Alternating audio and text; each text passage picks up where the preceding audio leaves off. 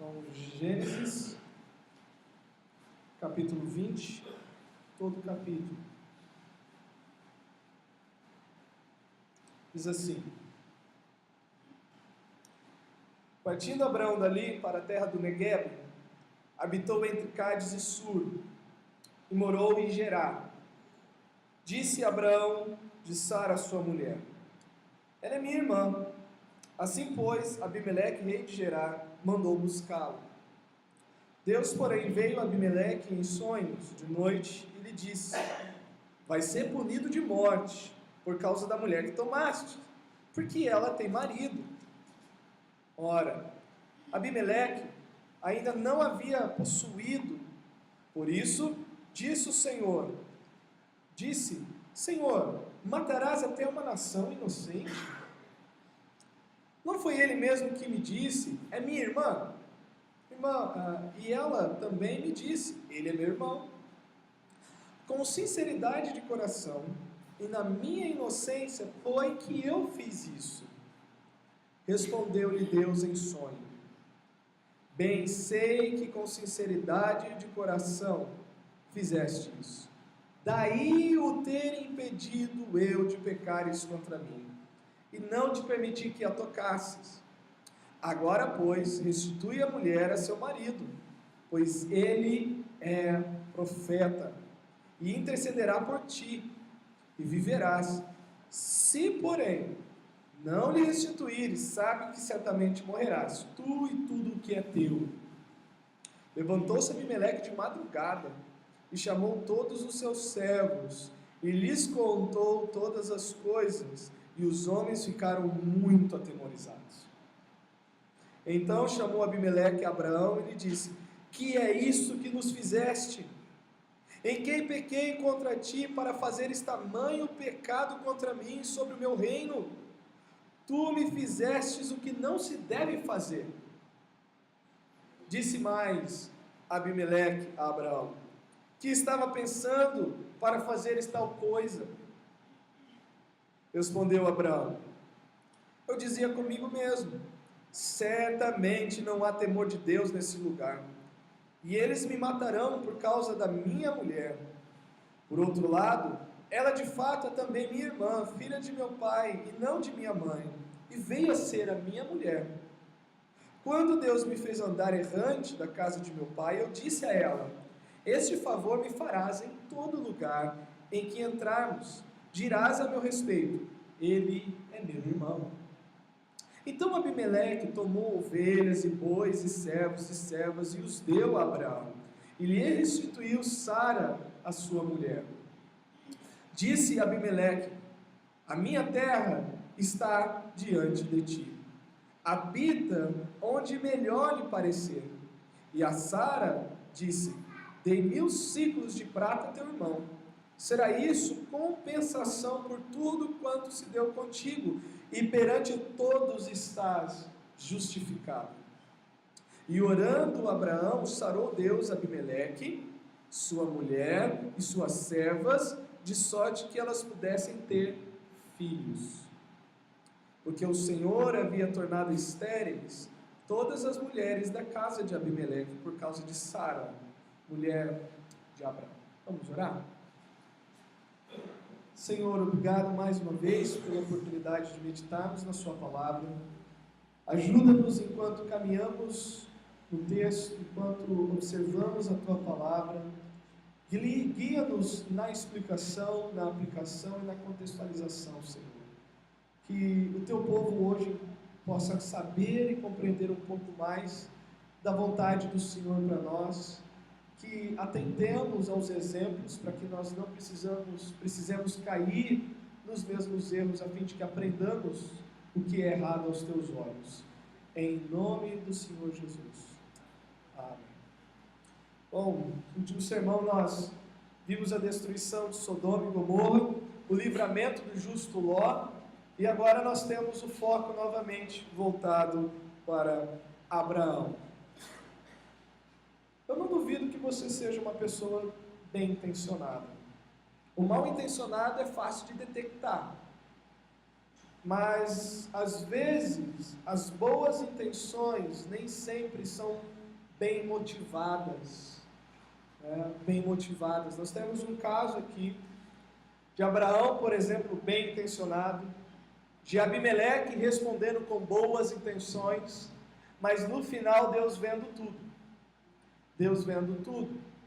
Nesse texto de transição, em que nós teremos o nascimento de Isaac no próximo capítulo, nós temos algumas lembranças que precisamos nos atentar a respeito de sermos o povo da aliança de Deus, o povo que abraçou a nova aliança com Deus, e como que nós devemos caminhar diante de Deus.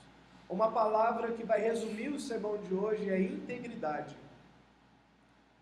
Mais do que ter boas intenções, nós devemos ser um povo íntegro. Uzá, lembra quem foi Uzá?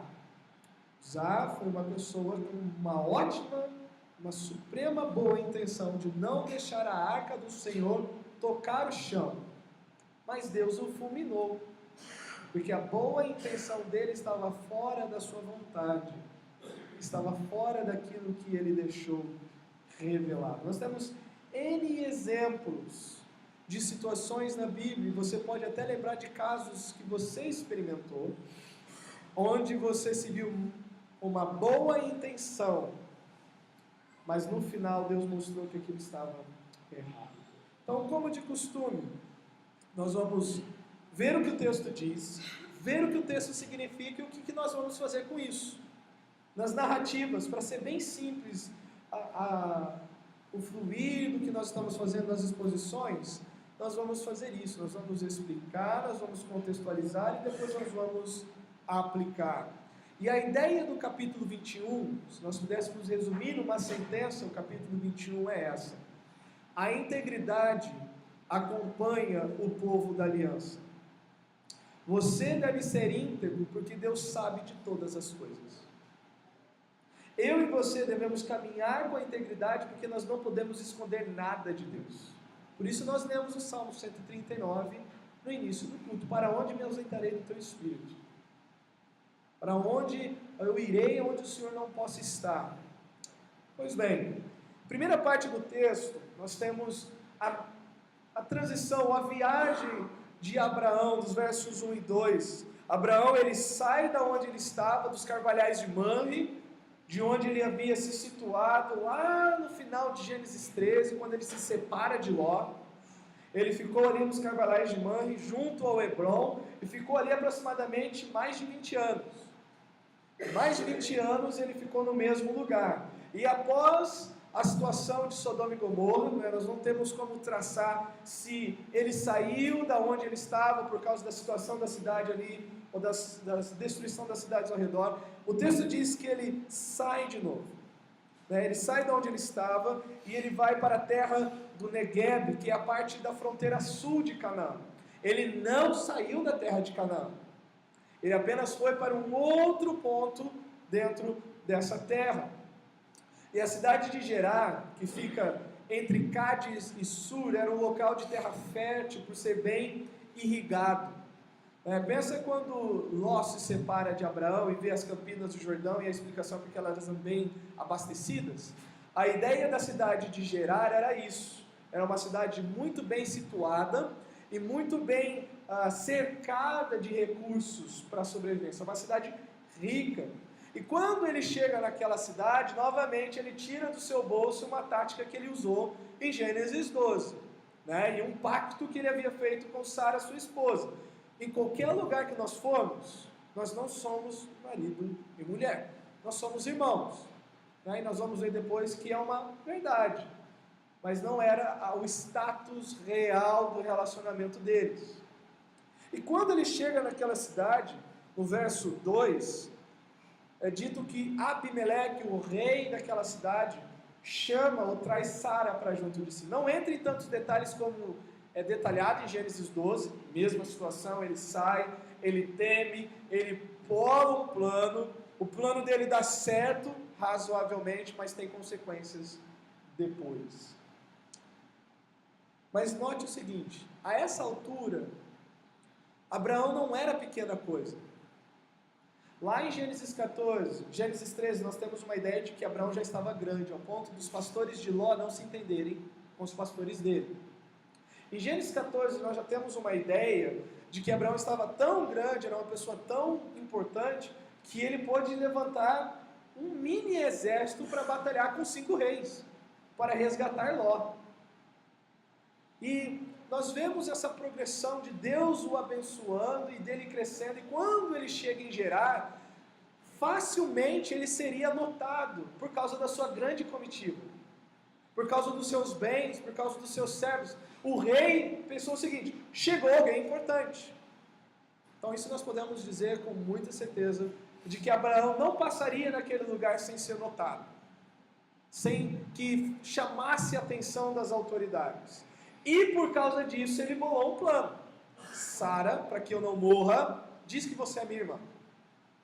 Uma das questões que é ventilada, não é algo que nós podemos bater o martelo, é simplesmente algo de fundo histórico. Alguns pensam que Abimeleque trouxe Sara para com ele como uma forma de fazer uma aliança com aquele grande homem que estava chegando na cidade. Uma forma de estabelecer um vínculo, um elo e de se unirem. Né? Alguns pensam isso. Não é algo que a gente pode bater martelo, mas é um dos pensamentos. Abimeleque significa o seguinte: meu pai é rei. Literalmente significa isso. Meu pai é rei. Ab é da onde vem também o termo Abraão, pai. Ab, de Abraão. Melech, rei. Meu pai é rei. Nós temos alguns Abimeleques na Bíblia. Né? Você vai ler depois, você vai encontrar alguns. Nós temos esse, da época de Abraão, e o mesmo que perdura ali na época de Isaac. Nós vamos ver Isaac novamente passando por essa situação. Um outro Abimeleque que surge é o filho de Gideão, Jerubbaal. Depois, lá em Juízes, capítulo 7 a 9, essa altura, depois que Gideão liberta e faz tudo o que ele faz, é dito que ele gerou muitos filhos, 70 filhos. E um dos seus filhos se chamava Abimeleque. Gideão morre, e esse Abimeleque ele tem uma ideia. Ele chega para os demais irmãos e diz: olha, vocês preferem que 70 vos governe ou que um vos governe? Aí eles falam: Abimeleque é nosso irmão, que nos governe tu, Abimeleque. Abimeleque depois ele bola um plano, ele mata os seus outros irmãos, seus outros 70 irmãos, né, com exceção de um, Jotão, que escapa por estar escondido, e no final Abimeleque ele tem um fim muito terrível. Deus faz com que a maldade dele recaia sobre ele. Alguns pensam também que Abimeleque não é um nome, mas um título, tal como Faraó ou Herodes. Também é visto assim, porque no tempo de Davi há um Abimeleque. Mas nós temos esse homem, nessa altura, vê Abraão, vê sua comitiva, vê tudo que tem, vê Sara, e ele atrás para si. A segunda etapa dessa narrativa é Deus intervindo na vida de Abimeleque. Dos versículos 3 até o versículo 7, que já foi lido, depois que Sara vem para a casa de Abimeleque, Deus em sonho, não em sonhos, na nossa tradução, pelo menos tem uma tradução que é a minha, traz sonhos no plural, mas no original está em sonho, foi uma única vez. Num sonho, Deus fala com Abimeleque e o ameaça por ter tomado uma mulher que já tem um marido. E nesse sonho, Abimeleque dialoga com Deus, ele argumenta com Deus, ele fala: Senhor, eu não sabia. O Senhor vai destruir um povo por causa disso, e ele dá as razões. Ele tenta argumentar. E Deus, de certa forma, não discorda. Ele fala: eu sei que você fez isso por inocência. Mas agora que está revelado a verdade, você precisa manter essa sua integridade. Como? Acate o que eu vou dizer. É basicamente o que nós temos aqui. Deus fala com Abimeleque em um sonho e o ameaça por punição por causa de Sara, por ser ela casada. Ele se justifica, né, e ele toma nota do conhecimento do status familiar de Abraão. Deus ele reconhece a inocência, mas diz: olha, para que você não morra, faça isso. Nesse ponto da história, Abraão ele é identificado como um profeta. O verso 7 diz assim: agora, pois, restitui a mulher e a seu marido, pois ele é profeta. Primeira vez que esse termo aparece na história, ou na narrativa, ou até no início da narrativa bíblica. Pois ele é profeta e intercederá por ti e viverás, com uma condição: se porém não lhe restituíres, sabes que certamente morrerás, tu e tudo o que é seu. Como profeta, Abraão ele foi comissionado por Deus a transmitir os mandamentos, o estatuto, a vontade de Deus. Você volta aí nos 2 capítulos, Gênesis 18, verso 19 diz assim: porque eu o escolhi para que ordene a seus filhos e a sua casa depois dele, a fim de que guardem o caminho do Senhor e pratiquem a justiça e o juízo, para que o Senhor faça vir sobre Abraão o que tem falado a seu respeito. Então, o que é o profeta? O profeta é alguém que Deus levanta para que o represente diante do povo. Os irmãos já estão bem dotados do conhecimento nesse ponto, a diferença de um profeta para um sacerdote. E Abraão é chamado de profeta, aquele que representa Deus diante de todos, aquele que comunica a vontade de Deus diante de todos. E como profeta, ele faz a mediação entre partes. No caso aqui, ele é contado como mediador entre Deus e Abimeleque. E sua intercessão estava condicionada à obediência de Abimeleque à revelação do Senhor. Então essa é a segunda etapa da narrativa. Primeiro, Abraão sai, Abimeleque toma Sara para si. Antes de Abimeleque se deitar com Sara ou fazer qualquer coisa com ela, o Senhor intervém, o Senhor participa ali e impede que o pecado seja praticado. E uma terceira questão é a obediência de Abimeleque ao Senhor. Como que Abimeleque responde isso? Nós temos no verso 8 até o verso 16. Abimeleque prontamente atende à revelação do Senhor. Lembra Ló, quando a revelação chega de que Sodoma iria ser destruído? Ele não atende prontamente. Ele fala com os genros acham que estão fazendo graça. Ló chega até dormir e amanhecer, e o anjo, vocês estão aqui ainda? No caso de Abimeleque não, ainda de madrugada. Terminando aquele diálogo, ele desperta e chama as autoridades da sua casa e diz o que aconteceu. Então Abimeleque ele atende prontamente a revelação do Senhor, anunciando aos seus servos o que acontecera e produzindo um grande temor em sua casa. Nós vemos uma comparação, a gente pode até fazer uma comparação entre Ló e Abimeleque, entre aqueles que ouviram o anúncio de Ló e os que ouviram o anúncio de Abimeleque. Quando Ló fala, os seus genros não dão a mínima, tanto que eles perecem. Quando Abimeleque transmite o que Deus estava para fazer, todos temem, todos atendam. Abraão é confrontado por Abimeleque. Ele chama Abraão e ele questiona. Ele quer saber, o Abimeleque procura entender o que motivou Abraão a agir de tal forma, chamando-lhe a atenção de como aquilo poderia ter terminado muito mal. E Abraão tenta justificar sua mentira com uma meia-verdade. Ele diz uma verdade: nós somos irmãos. Ela não é filha da minha mãe, mas ela é minha esposa. Ela é minha esposa. Abraão ele é restituído por Abimeleque. Abimeleque restitui Sara a Abraão. E Abimeleque presta uma indenização. Quando ele dá os animais, os servos, é uma forma de indenizar aquela mulher. Ele presta uma indenização, ele dá uma indenização por eventuais danos morais, se nós pudermos contextualizar a situação. Por eventuais danos morais a Sara, para que todos soubessem que ela não tinha pecado com Abimeleque. Quando ela volta para sua casa, diante até dos seus servos, com tudo aquilo, é uma forma de dizer o seguinte: essa mulher é inocente. Não aconteceu nada com ela. E a quarta e última parte dessa narrativa é a intercessão de Abraão. É a intercessão dele. Os versos 17 a 18, Abraão intercede por Abimeleque e toda a sua casa. E a sua intercessão retira o juízo de Deus sobre as mulheres e as servas de Abimeleque.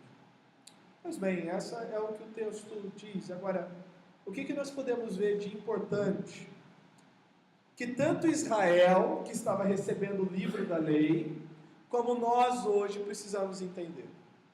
E nós estamos num fio em comum aqui. Nós temos uma aliança com Deus. Este é o sangue da nova aliança. A igreja está dentro dessa nova administração de Deus, a nova aliança. O que Deus espera do seu povo que tem uma aliança com Ele? Então nós temos basicamente 4 pensamentos aqui.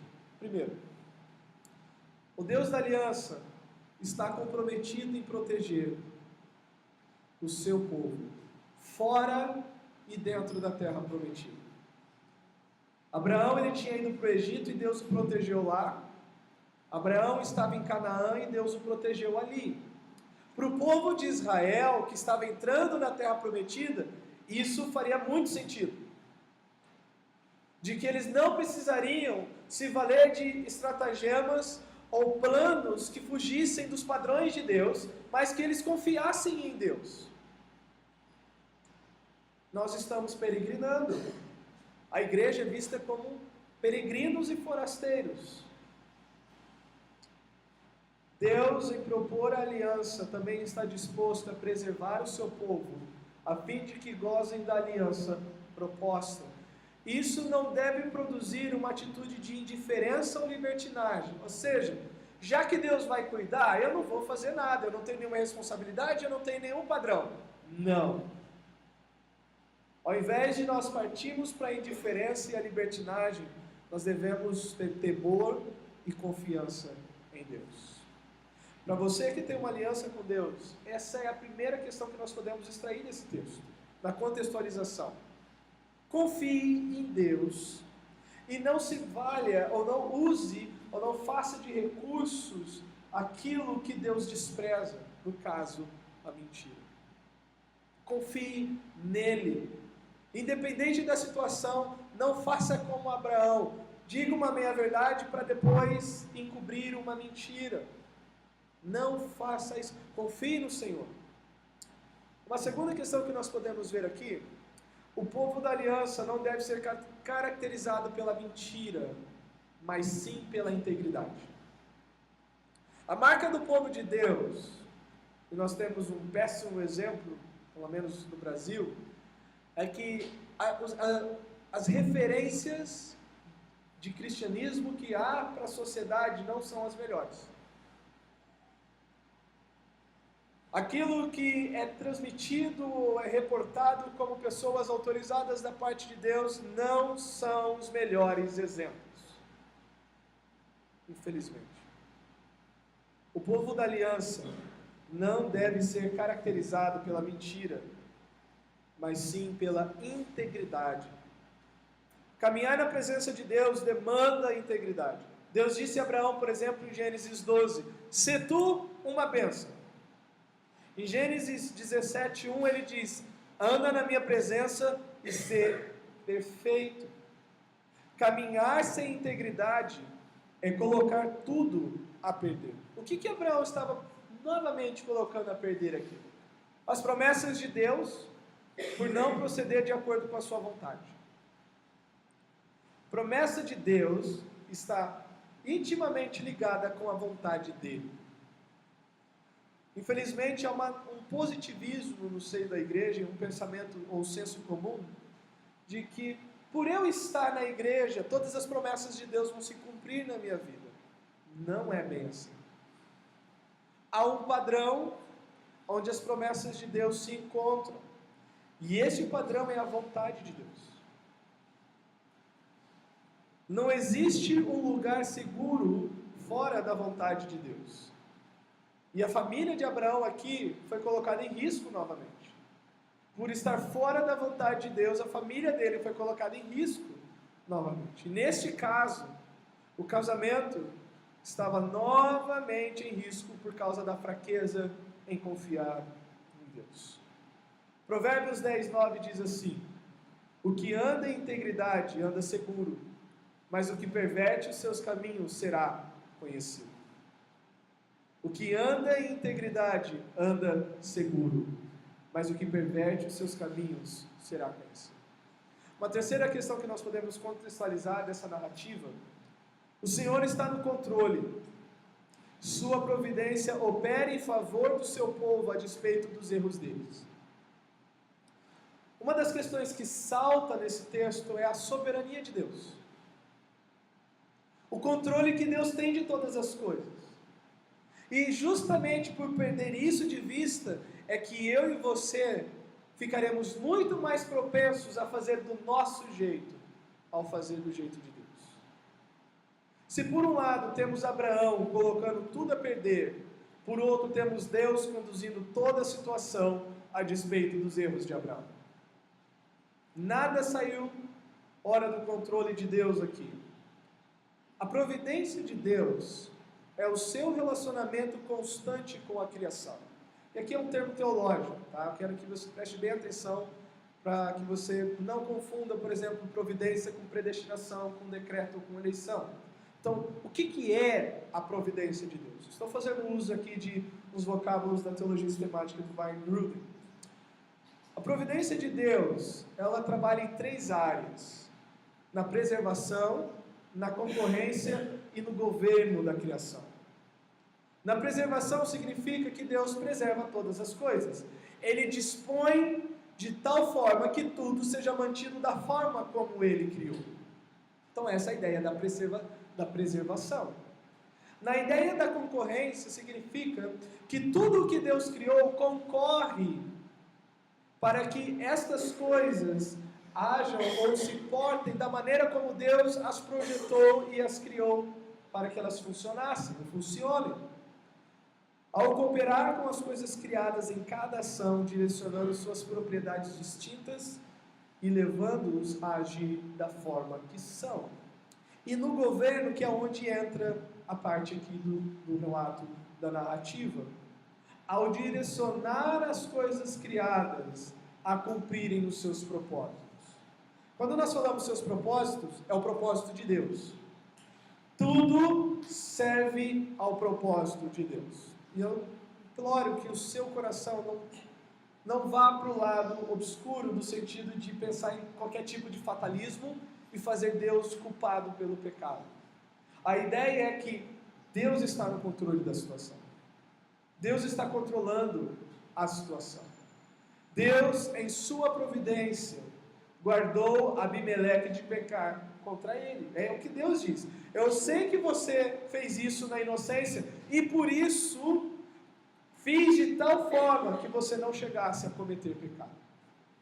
Quarto, um ponto específico agora. O povo da aliança deve zelar pelo casamento.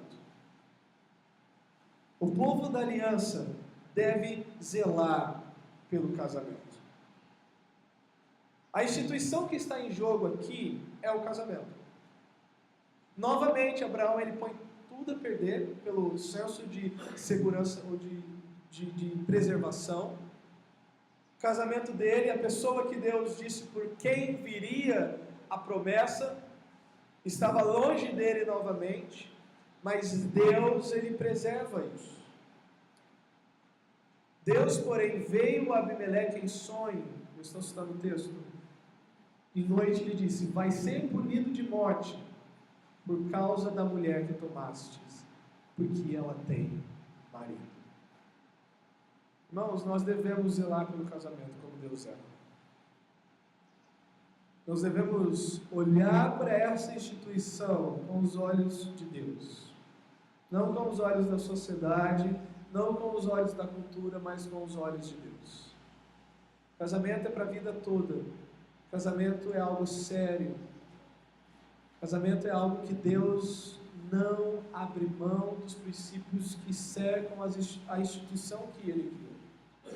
O sentido desse ponto vale para o povo de Deus em qualquer época e em qualquer lugar. Isso daqui vai ser um pouco mais ampliado quando o povo entra na terra e Deus proíbe o casamento entre culturas. Olha, vocês não vão dar suas filhas para casar com os cananeus, com os moabitas e tal. Não pela questão étnica em si, ou por dizer que estes são povos de segunda classe, mas por quanto que aquilo contaminaria a ideia da adoração e dos princípios pagãos que seriam introduzidos. Prova disso, só ler a história de Salomão.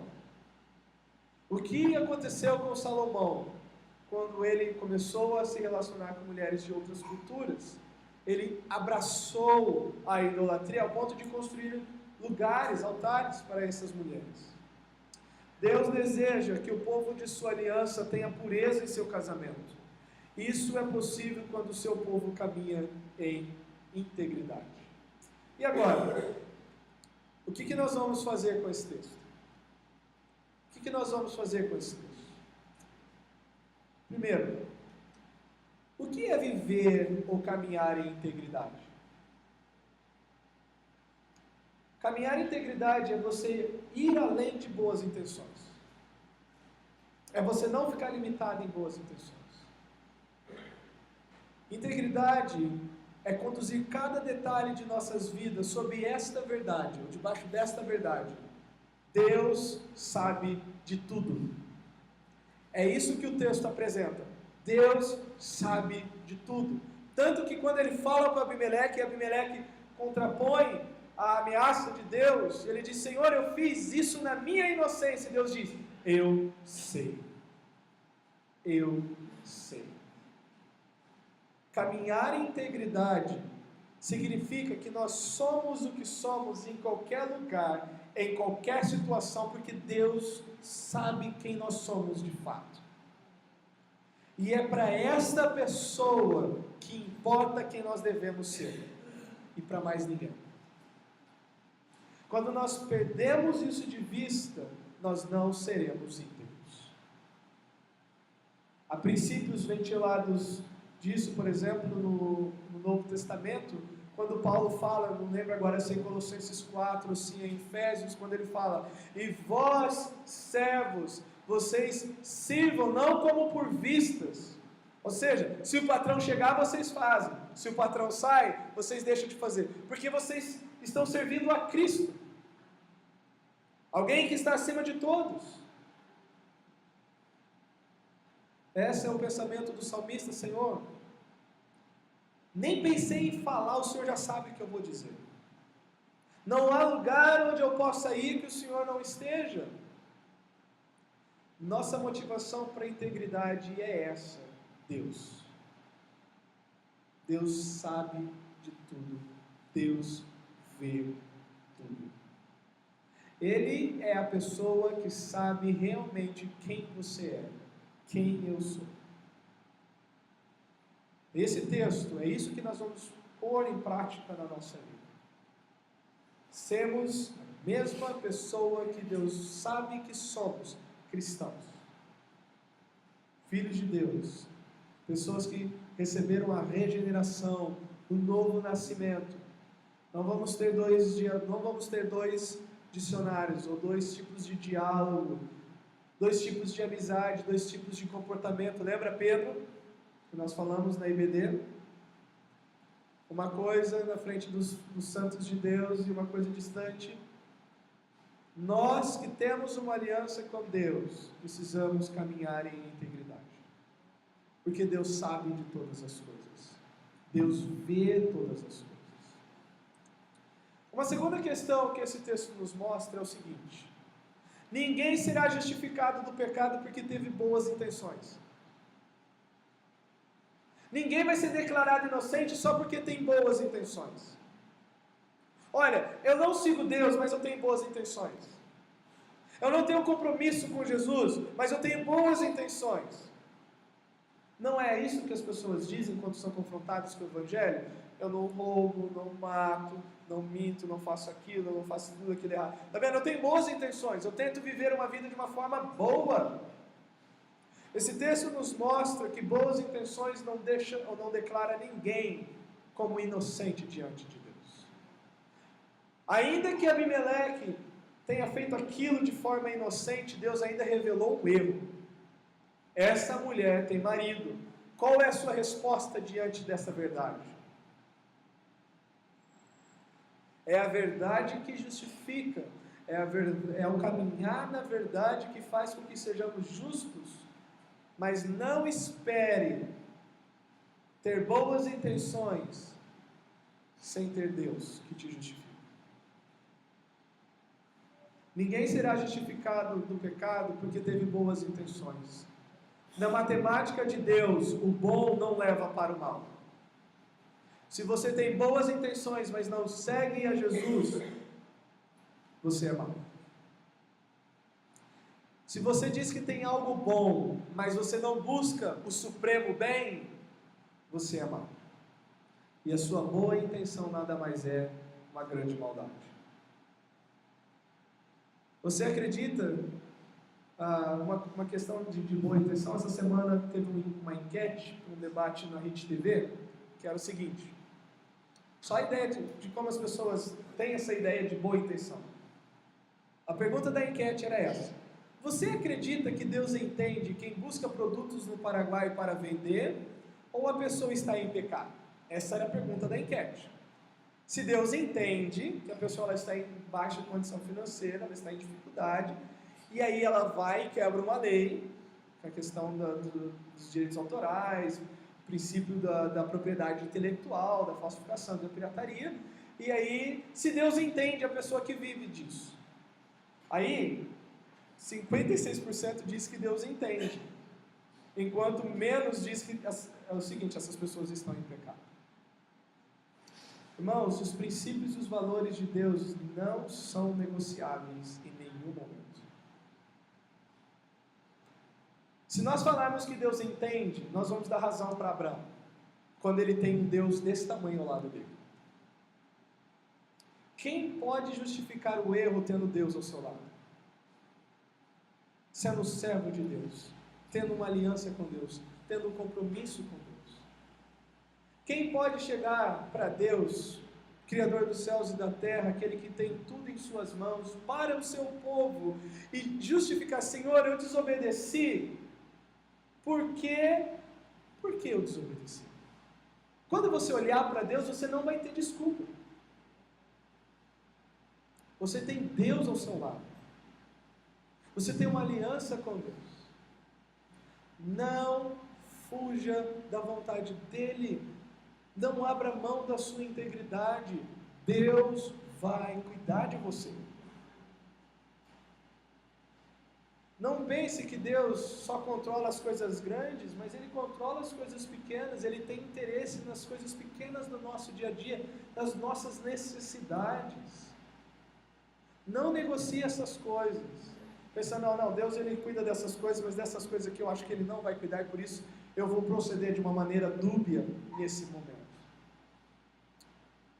Uma terceira questão sobre o texto. Novamente, nós não somos Abraão na história. Talvez você poderia pensar: não, nessa história eu sou Abraão, porque Abraão mentiu, Abraão errou. Não, nós somos Abimeleque na história. Nós somos Abimeleque na história. Não somos Abraão na história. Não somos nós que mediamos a bênção entre Deus e o homem. Somos nós que precisamos de um mediador para sermos aceitos diante de Deus.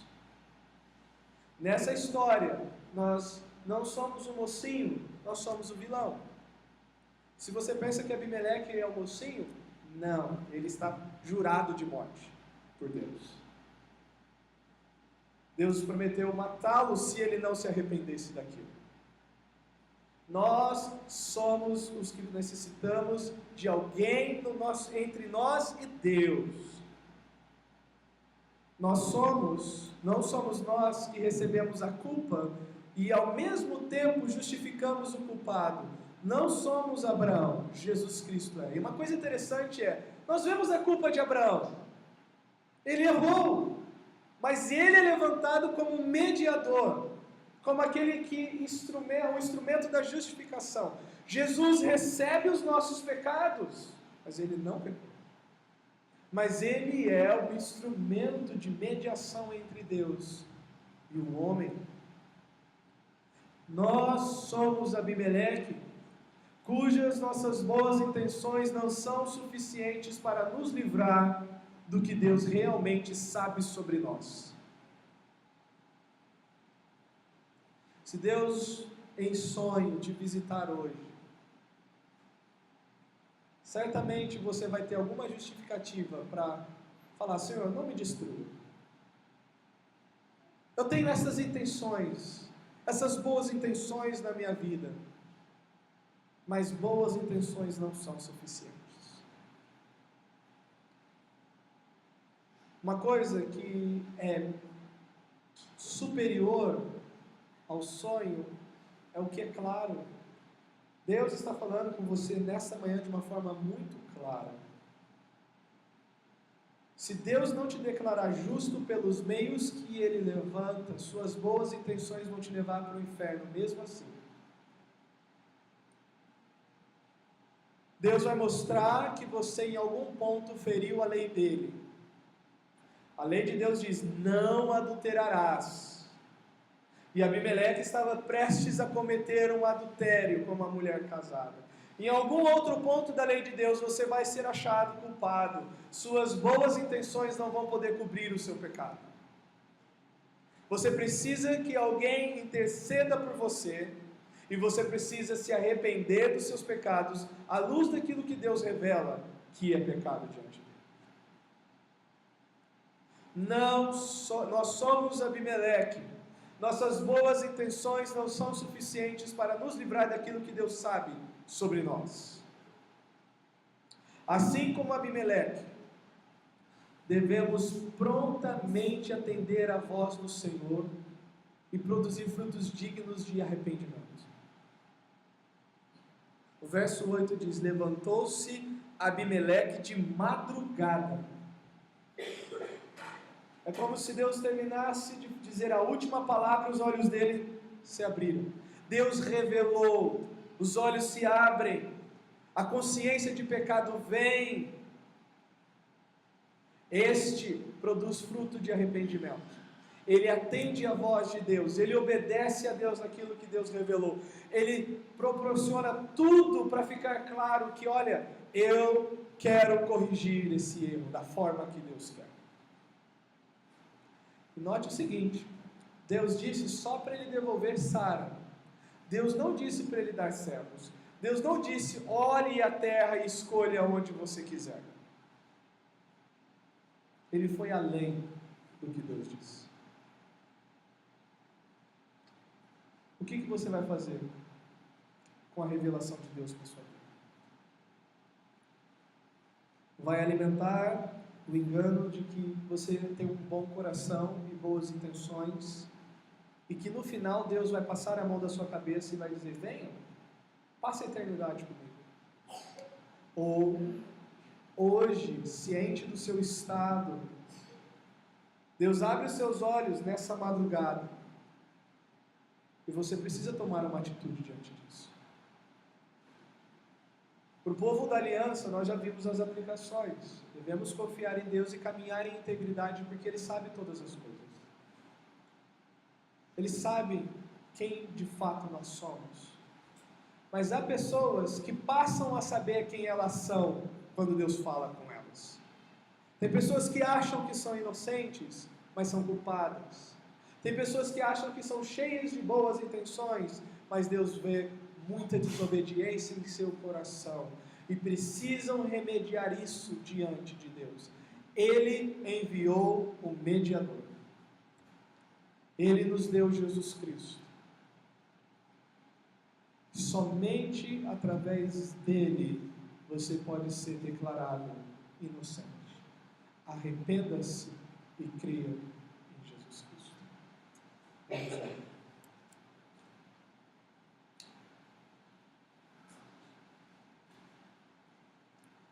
Pai, nós agradecemos pela mensagem, pelo texto, pelo alerta e pela esperança.